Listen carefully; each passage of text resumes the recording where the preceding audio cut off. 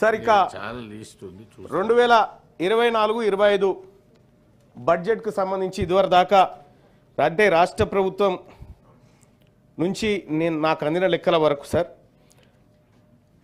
గత బడ్జెట్లో 6 గ్యారంటీల కోసం 53,196 కోట్ల రూపాయలు అలొకేషన్ చేసి 32,000 కోట్ల రూపాయలు ఖర్చు చేసినట్టుగా ప్రభుత్వ లెక్కలలో కనిపిస్తూ ఉంది సార్. మూసీ ప్రాజెక్టు కోసం 1000 కోట్లు ఇచ్చి 1000 కోట్లు అలొకేషన్ చేసి 600 కోట్లు ఖర్చు చేసింది. ఇండస్ట్రీస్ డిపార్ట్మెంట్ కోసం 2500 కోట్లు పెట్టి 1500 కోట్లు ఖర్చు చేసినట్టుగా తెలుస్తూ ఉంది. అలాగే ఐటీ డిపార్ట్మెంట్ 774 కోట్లు పెట్టి 500 కోట్లుగా కనిపిస్తూ ఉంది. పంచాయతీరాజ్ డిపార్ట్మెంట్ 40,080 కోట్లు పెట్టి డిసెంబర్ నాటికి 24,500 కోట్లు ఖర్చు పెట్టినట్టుగా తెలుస్తూ ఉంది. అలాగే మున్సిపల్ అడ్మినిస్ట్రేషన్ డిపార్ట్మెంట్ 11,692 కోట్లు పెట్టి ఇట్లా సార్ డిసెంబర్ నాటికి పోయిన బడ్జెట్ని 2,91,000 కోట్ల బడ్జెట్ ఏదైతే పోయినసారి పెట్టుకున్నామో దాంట్లో డిసెంబర్ నాటికి 2024 డిసెంబర్ నాటికి మనం 60% దాటి ఖర్చు పెట్టలేకపోయినాం సార్. అంటే అన్ యావరేజ్గా ఒక 3 నెలలకు కేవలం 20% చొప్పున పెట్టుకుంటూ రాగలిగినాం.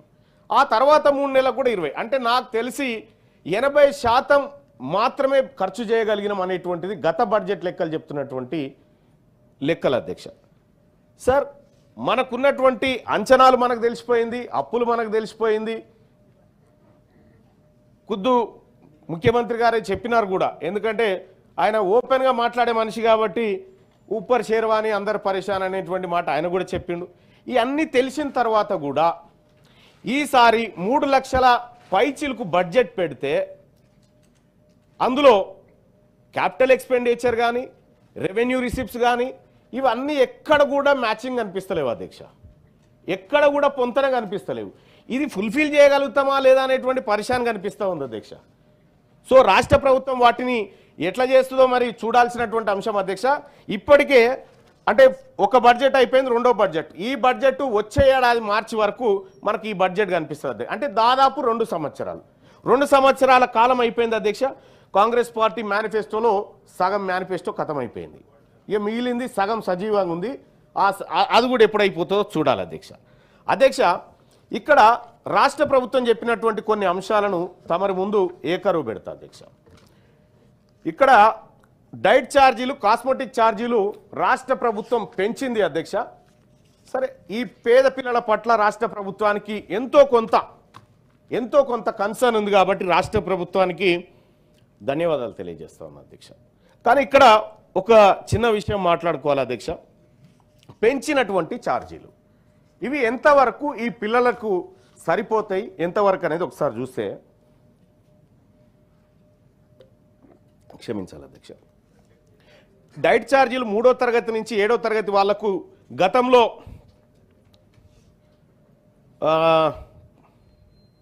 950 రూపాయలు ఉంటే 1,330 రూపాయలు చేసినారు అధ్యక్ష.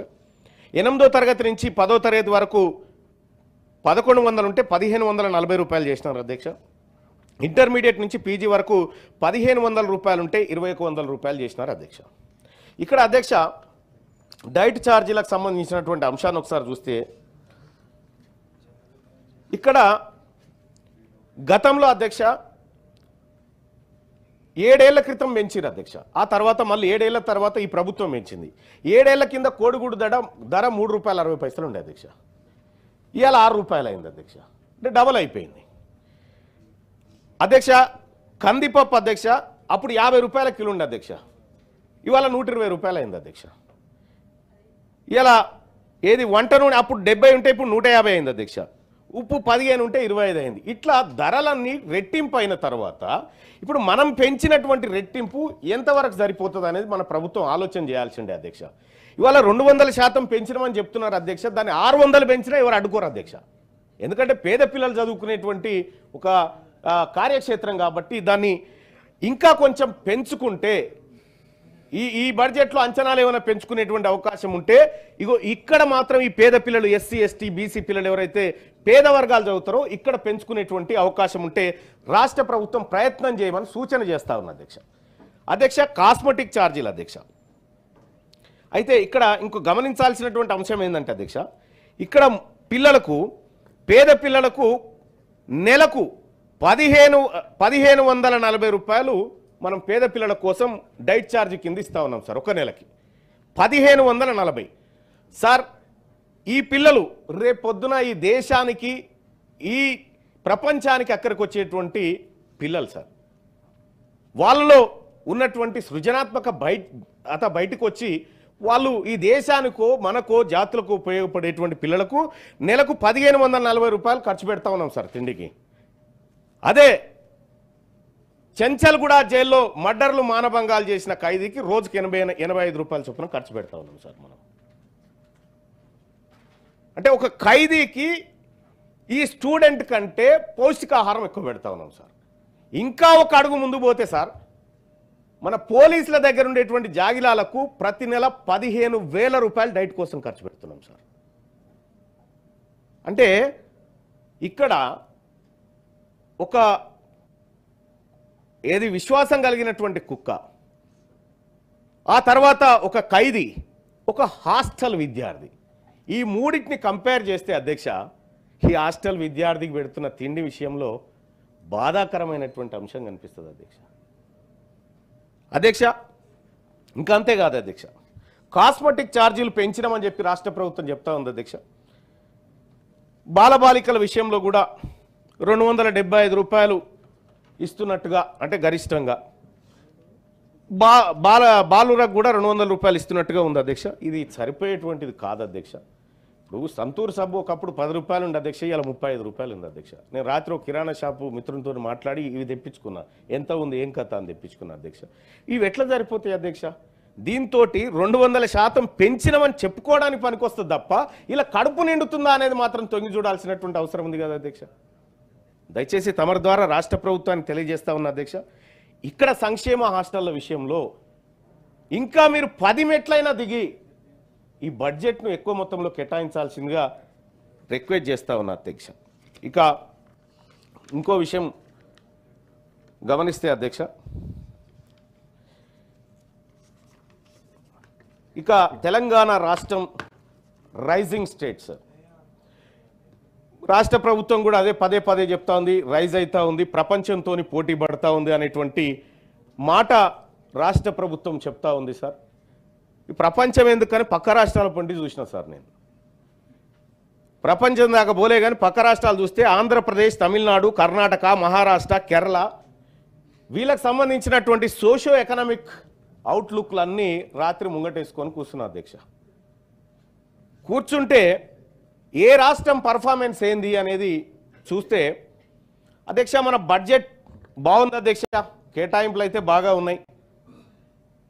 కానీ ఈ బడ్జెట్లో సంక్షేమ వ్యయం అనేది ఒకటి ఉంది సార్. సంక్షేమం కోసం వ్యయం చేస్తూ ఉన్నాం, అది 27.9% మనం పెడతా ఉన్నాం సార్ సంక్షేమం కోసం. ఇక బహుశా ఇవి అటు ఆంధ్రప్రదేశ్ ఏమో 26 పెడతా ఉన్నాం సార్, కర్ణాటక 25%, మహారాష్ట్ర 20% పెడతా ఉన్నాం సార్. మనం ఎక్కువ శాతాన్ని సంక్షేమం వైపు తీసుకుపోతా ఉన్నాం సార్. తద్వారా కొన్ని మంచి ఫలితాలు ఉంటాయి, కొన్ని దుష్ఫలితాలు కూడా భవిష్యత్తులో మనం చూడొచ్చు సార్. ఇక విద్యా, వైద్యం ప్రధానమైన సార్ ఏ దేశానికైనా. ఒక దేశం బాగుపడాలంటే ఒక మహనీయుడు చెప్తాడు, ఒక దేశం నాశనం కావాలంటే ఆ దేశంలో ఉన్న విద్యాలయాలు లేకుండా చూస్తే సరిపోతుంది అనేటువంటి మాట ఒక ఆయన చెప్తాడు సార్. సార్ అటువంటి విద్యా వ్యవస్థకు సార్, విద్యా వ్యవస్థకు తెలంగాణ రాష్ట్రం కేవలం 7.6% మాత్రమే బడ్జెట్లో కేటాయించడం అంటే ఈ ప్రభుత్వానికి విద్య పట్ల చిత్తశుద్ధి లేదు అనేది స్పష్టంగా కనిపిస్తూ ఉంది సార్. అధ్యక్ష, వైద్యానికి 4.1% కేటాయించినారు సార్. ఇవి ఒకసారి ఇతర రాష్ట్రాల విషయాన్ని చూస్తే అధ్యక్ష, ఆంధ్రప్రదేశ్ బడ్జెట్ ఏమో దాదాపుగా మనంతే బడ్జెట్ ఉంది అధ్యక్ష. దాంట్లో వాళ్ళు ఆంధ్రప్రదేశ్లో 7.9% పెట్టుకున్నారు, వైద్యానికి 4.1 పెట్టుకున్నారు. తమిళనాడు 9.1% తన బడ్జెట్లో విద్య కోసం కేటాయించింది అధ్యక్ష. అలాగే వైద్యం కోసం 4.5% కేటాయించింది. పక్కనే ఉన్నటువంటి కర్ణాటక విద్య కోసం 8.1 కేటాయించింది అధ్యక్ష. వైద్యం కోసం 4.2 కేటాయించింది. మహారాష్ట్ర 8.3 అధ్యక్ష, వైద్యం కోసం 4.1. తెలంగాణ రాష్ట్రం సార్, ఇక్కడ తెలంగాణ రాష్ట్రంలో పెట్టుబడి వ్యయం సార్ అన్ని ఇప్పుడు నేను పోల్చినటువంటి అన్ని రాష్ట్రాల్లో మనదే తక్కువ సార్ పెట్టుబడి వ్యయంలో. సరే అది ఎంతవరకు రీచ్ అవుతామనే తర్వాత వ్యవహారం, కానీ పెట్టుకున్న లెక్కల ప్రకారం విద్యా వైద్యంలో కూడా మనమే లిస్టు సార్, మనమే తక్కువ. ఇక నేను ప్రపంచంతో కంపేర్ చేస్తలేను సార్, పక్క రాష్ట్రంతో కంపేర్ చేస్తే తేలిన విద్యా వైద్యంలో తేలిన లెక్క గిది సార్. నీటిపారుదల రంగం సార్, నీటిపారుదల రంగం తీసుకుంటే సార్ 2014 నుంచి 2024 వరకు పాపం ఇప్పటిదాకా సోదరులంతా నీళ్ల పంచాయతీలోకి దిగినారు, కాళేశ్వరం కానీ ఇతర అంశాలు కానీ. ఎస్ అధ్యక్ష, తమిళహెట్టి ప్రాజెక్టుకి సంబంధించినటువంటి అంశంలో గౌరవ సభ్యులు చెప్పినట్టుగా కొన్ని వాస్తవాలు ఉండొచ్చు, కానీ అక్కడ ఒక పాయింట్ మర్చిపోయినారు సార్. మహారాష్ట్రతోని ఒప్పందం కోసం గతంలో ముఖ్యమంత్రిగా పనిచేసినటువంటి కేసీఆర్ గారు అక్కడికి పోయి ఆ ఒప్పందం ఖరారు చేసుకొచ్చినట్టుగా నాకు గుర్తుంది. బేగంపేట ఎయిర్పోర్ట్లో దిగి ఆ తర్వాత ర్యాలీగా వచ్చినట్టుగా నాకు గుర్తుంది అధ్యక్ష. అయితే ఆ ఒప్పందం ప్రకారం నిర్మాణాలు జరగలేదు మరి అధ్యక్ష, అది ఎందుకో మనకు తెలియదు. వాస్తవంగా సభ్యులు చెప్పినట్టుగా ఒక లిఫ్ట్ అవసరం సార్. గ్రావిటీ ద్వారా తీసుకొచ్చేటువంటి వాటర్కి లిఫ్ట్ ఖచ్చితంగా అవసరం సార్. నీకు తమ్మిడిహెట్టి దగ్గర కట్టడం వల్ల 2 లక్షల ఎకరాల ఆయకట్టు, అదనపు ఆయకట్టు ఆదిలాబాద్లో వస్తుంది.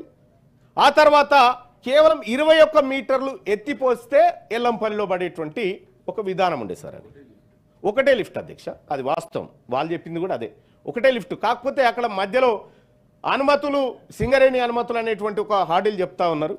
సరే అది ఏం జరిగిందో తెలియదు, కానీ మొత్తానికైతే తమ్మిడిహెట్టికి అప్పుడు అనుమతులు రాలేదు, ఇప్పుడు కడతామని రాష్ట్ర ప్రభుత్వం టెన్షన్గా చెప్తా ఉంది అధ్యక్ష. మరి ఈ అనుమతుల సంగత లేకపోతే ఇంకొకట ఆలోచన చేయండి అధ్యక్ష. ఒకటి గమ్మత్ అర్థం చేసుకోవాలి, 152 మీటర్లకు సంబంధించినటువంటి చర్చ జరుగుతూ ఉంది అధ్యక్ష. 152 మీటర్ల ఎత్తులో మనం ప్రాజెక్టు కట్టడం వల్ల ముంపు పెరిగిపోతుంది, గడ్చిరోలి కానీ ఇంకొక చోట్ల ముంపు పెరిగిపోతుంది అనేటువంటి ఒక మాట వచ్చింది అధ్యక్ష. నీకు నిజంగా స్టోరేజ్ అంతే ఉండాలంటే మీదికి ఎందుకు అధ్యక్ష? భూమి లోపల 2 మీటర్లు దొరికితే కదా సేమ్ స్టోరేజ్ కదా.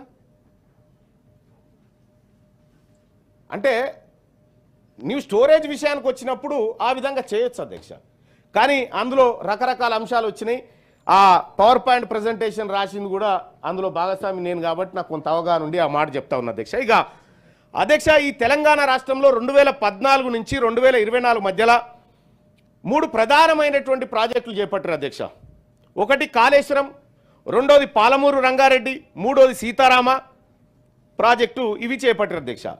ఇవి ఏమో ప్రారంభం ఎట్లయితే అంటే 4 పైసలు పెడితే అయిపోతాయి అనేటువంటి ప్రారంభం అయితే సార్, ఇక అయిపోయే వర్కాల పెద్ద పెద్ద ఏనుగులు 38,500 కోట్లతో అనుకున్నటువంటి కాళేశ్వరం ప్రాజెక్టు సార్, అది 1,15,000 కోట్లకు చేరుకుంది సార్. అలాగే పాలమూరు రంగారెడ్డి సార్ 35,000 కోట్లతో అవుతుందంటే 50,000 కోట్లకు చేరింది. సీతారామ ప్రాజెక్టు 7,200 కోట్లు అనుకుంటే 13,000 కోట్లతో మొన్న అనుకున్నారు, మళ్ళీ ఇప్పుడు 19,000 కోట్లు అంట సార్. ఒక ప్రాజెక్టుల విషయంలో అంచనాలు ఎంత ఈజీగా పెరుగుకుంటూ పోతా ఉన్నాయి.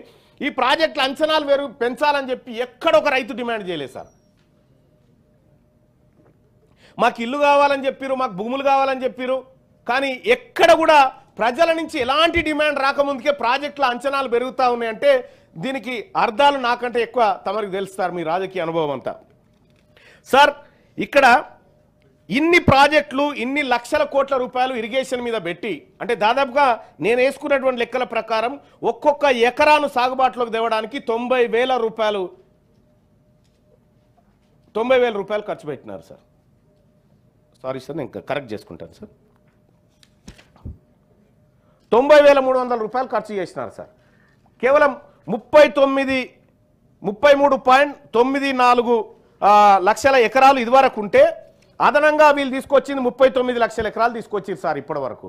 ఈ 39 లక్షల ఎకరాలను పారించడం కోసం దాదాపు లక్షల కోట్ల రూపాయలు వెచ్చించారు సార్.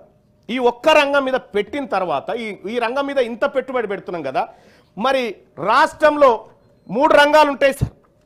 మొదటి రంగం, ద్వితీయ రంగం, తృతీయ రంగం అని 3 ఉంటాయి కదా సార్. ఈ 3 రంగాల్లో ఈ వ్యవసాయ రంగం వాటా ఏం సూచిస్తూ ఉంది సార్? ప్రాథమిక రంగం వ్యవసాయ రంగం సార్. ఇక్కడ మన రాష్ట్రంలో 17.3% జిఎస్విఏలో శాతంగా ఈ వ్యవసాయ రంగం ఉంది సార్, ప్రాథమిక రంగం. ద్వితీయ రంగం వచ్చేసి 16.4% ఉంది సార్. ఇక తృతీయ రంగం సేవల రంగం, ఐటీ ఈ వ్యవహారం సార్, అది 66% ఉంది సార్.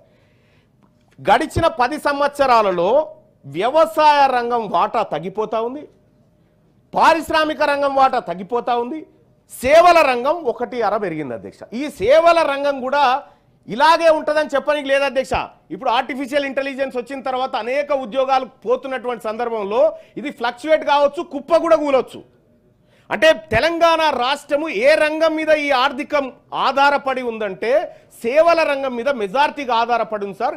ఇది ఈ ఆర్థిక వ్యవస్థకు ప్రమాదకరమైనటువంటి గంటిక సార్. సార్ ఇక్కడ అందులో కూడా ప్రాథమిక రంగం 17.3% వృద్ధి ఉంటే వ్యవసాయం పశుసంవర్ధకం 81.7% ఉంది సార్. అటవీ మత్స్యపాలన 5%, ఖనిజాలు గనుల పరిశ్రమ 13.3 సార్. ఇక ఒక్కసారి 10 సంవత్సరాలకు సంబంధించి 2014 నుంచి 15 చూస్తే సార్, 2014 తెలంగాణ రాష్ట్రం ఏర్పడే నాటికి ప్రాథమిక రంగం 18.2% ఉంటే ద్వితీయ రంగం 20.4% ఉండే, తృతీయ రంగం సేవల రంగం 61.4 ఉండే అధ్యక్ష.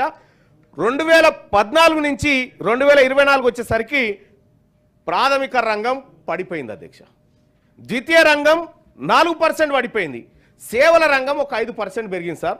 ఇది ఏ మాత్రానికి ఇది భవిష్యత్తులో ఆర్థికంగా ఈ రాష్ట్రం పటిష్టంగా నిలబడడానికి సరిపోయేటువంటి విధానం కాదు. అందుకోసమే రాష్ట్ర ప్రభుత్వం ఇండస్ట్రీల వైపు ద్వితీయ రంగం వైపు దృష్టి పెట్టాల్సినటువంటి అవసరం ఉంది. ఇతర రాష్ట్రాలతో పోల్చినప్పుడు మనం ఎట్లా ఉన్నాం అనేది ఒక్కసారి చూస్తే అధ్యక్ష, తెలంగాణ రాష్ట్రం కంక్లూడ్ చేయండి. చేస్తాను సార్. 24 మంది ఉన్నారు మొత్తం. అవును సార్, 24 మంది ఉన్నారు సార్. మనం తక్కువ ఉన్నాం సార్ ఇలా సార్. మాట్లాడేవాళ్ళ లిస్ట్ అచ్చా మాట్లాడేటోళ్ళా సార్? అచ్చా అందరు మాట్లాడాలి కదా సార్. మీరు ఉన్నారు కాబట్టి మాట్లాడగలుగుతున్నాం సార్, లేకపోతే ఎట్లా సాధ్యమవుతుంది సార్? ఇది ఇక్కడ ఈ 2 రంగాలను మనం నిర్లక్ష్యం చేసినట్టయితే ఈ తెలంగాణ భవిష్యత్తులో అనేకమైనటువంటి ఇబ్బందులు ఎదుర్కొంటుంది సార్. ఇక సార్ నేను త్వరగానే కంక్లూడ్ చేస్తాను సార్, ఎందుకంటే మిగతా వాళ్ళు కూడా మాట్లాడేది ఉంది. ఇదొక్కటి రాష్ట్ర ప్రభుత్వం దగ్గర తీసుకున్నటువంటి లెక్క సార్. దీన్ని తెలంగాణ రాష్ట్ర ప్రభుత్వం ఇది యాక్చువల్గా సంక్షేమ హాస్టళ్ల టైంలో మాట్లాడాల్సిందే, ఇప్పుడు మాట్లాడుతున్నా సార్. 2023-24లో కొత్త హాస్టల్ 4 గడతాను పెట్టుకుంది సార్ గత ప్రభుత్వం. మొన్న మన ప్రభుత్వం వచ్చి 4 హాస్టల్ గడతాను పెట్టుకుంటే ఒక్కటి కూడా కట్టలేదు సార్ ఇప్పటిదాకా. ఇంకా గమ్మత్ విషయం ఏంటంటే మొన్న మన ప్రభుత్వం 2,85,000 మందికి మెట్రిక్ అనంతరం ఉపకార వేతనాలు ఇస్తామని పెట్టి 40,000 మందికి ఇచ్చింది సార్. అలాగే 2023-24లో 2,85,000 మందికి ఇస్తామని 1,00,000 మందికి ఇచ్చారు సార్. ఇప్పటికంటే గతం వాళ్ళు 60,000 ఎక్కిచ్చారు సార్. ఇక్కడ ఇప్పుడు మళ్ళీ 2,25,000 మందికి ఇస్తామని టార్గెట్ పెట్టుకురు సార్. కనీసం అదన్నా రీచ్ కావాలని రిక్వెస్ట్ చేస్తా ఉన్నా సార్. ఇక హాస్టళ్లలో 94,800 మందిని హాస్టళ్లలో పెడతామని చెప్పి నింపాలని చెప్పి రాష్ట్ర ప్రభుత్వం లక్ష్యం పెట్టుకుంటే 2023-24లో 19,000 మందిని రీచ్ కాలేదు సార్. సేమ్ 2024-25లో కూడా అదే పరిస్థితి సార్. ఈసారి రాష్ట్ర ప్రభుత్వం ఏం పెట్టిందంటే భయంకరంగా, ఈసారి మేము తెలంగాణ హాస్టళ్లలో గతంలో 94,000 మంది టార్గెట్ పెట్టుకుంటే ఇప్పుడు 82,000 మందిని పెట్టుకుంటే దాదాపుగా 12,000 మందిని హాస్టల్కి దూరం చేసేటువంటి కార్యక్రమం దిగ్విజయంగా టార్గెట్గా పెట్టుకుంది రాష్ట్ర ప్రభుత్వం. ఇంకా అధ్యక్ష చాలా ఈ రాష్ట్ర ప్రభుత్వం చేసినటువంటి కొన్ని కార్యక్రమాల ద్వారా అనేకమైనటువంటి ఇబ్బందులు ఎదుర్కొంటా ఉంది అధ్యక్ష. ఇగో నేను కంక్లూడ్ చేయదలుచుకున్నా అధ్యక్ష. ఎందుకంటే తెలంగాణ రాష్ట్ర ప్రభుత్వం ప్రజలకు ఇచ్చినటువంటి మేనిఫెస్టోకి సంబంధించినటువంటి హామీలు సార్, 6 గ్యారంటీలకు సంబంధించి ఇవాళ తెలంగాణ జనం అడుగుతా ఉన్నారు సార్. అమరవీరుల కుటుంబాలకు ప్రభుత్వ ఉద్యోగం ఇచ్చి 25,000 రూపాయల పెన్షన్ ఇస్తామని మనం మేనిఫెస్టోలో పెట్టుకున్నాం సార్. ఇప్పటి వరకు వాళ్ళని కనీసం ఆ టాపికే లేదు సార్. మహిళలకు 2,500 రూపాయలు ప్రతి నెల ఇస్తామని చెప్పి ఫైనాన్షియల్ అసిస్టెన్స్ చేస్తామని చెప్పి మనమే చెప్పినాం, అది ఇప్పటి వరకు లేదు. ఆ తర్వాత 15,000 రూపాయలు పర్ ఎకర్కి ఇస్తామని చెప్పినాం. మరి ఆ రైతు కూలీలకు కూడా 12,000 ఇస్తామని చెప్పినాం, ప్లీజ్. ఇంకా అందనట్టు. ఇక అలాగే విద్యా భరోసా కార్డు 5 లక్షల రూపాయలు ఇస్తామని చెప్పినాం సార్, అది అడుగుతా ఉన్నారు జనం. తెలంగాణ ఇంటర్నేషనల్ స్కూల్ ప్రతి మండలంలో పెడదాం అనుకున్నాం సార్, అక్కడోటి పెట్టినాం సార్. అంతకంటే సార్ కంక్లూడ్ చేస్తున్నాను సార్. ఇట్లా తెలంగాణ రాష్ట్ర ప్రభుత్వం అనేకమైనటువంటి ఆశలు ప్రజలకు కల్పించి బడ్జెట్లో మాత్రం ఎలాంటి కేటాయింపులు లేవు. ఈ కేటాయింపులు లేకపోతే ప్రజలకు మనం పరోక్షంగా ఏం చెప్తా ఉన్నాం, మా వల్ల కాదు, మేము ఇయ్యలేము, మేము అబద్ధం చెప్పినామని రాష్ట్ర ప్రభుత్వం ప్రజలకు చెప్పదలుచుకుందా అనేది నేను తమరి ద్వారా ప్రభుత్వాన్ని రిక్వెస్ట్ చేస్తా ఉన్నాను సార్. అలాగే ఈ బడ్జెట్ విషయంలో సంపూర్ణంగా మేము మద్దతు ఇవ్వాలనేటువంటి ఆలోచన ఉండే సార్. కానీ ఈ లెక్కలు మా బీసీలకు పెట్టినటువంటి లెక్కలు సార్. 9,200 కోట్లు మా బీసీలకు పోయినసారి పెడితే 5,200 కోట్లు కూడా ఖర్చు పెట్టలేదు సార్. ఇప్పుడు 11,000 కోట్లు పెడితే రేపు 400 కోట్లు చేస్తారో దాన్ని ఏం చేస్తారో అర్థమైతలేదు సార్. సరే ధన్యవాదాలు సార్. ఈ బిల్లుకు ఏదైతే ఈ బడ్జెట్ ఉందో ఈ బడ్జెట్ కు మేము నిరసనతో మద్దతు తెలియజేస్తా ఉన్నాం సార్. మంచి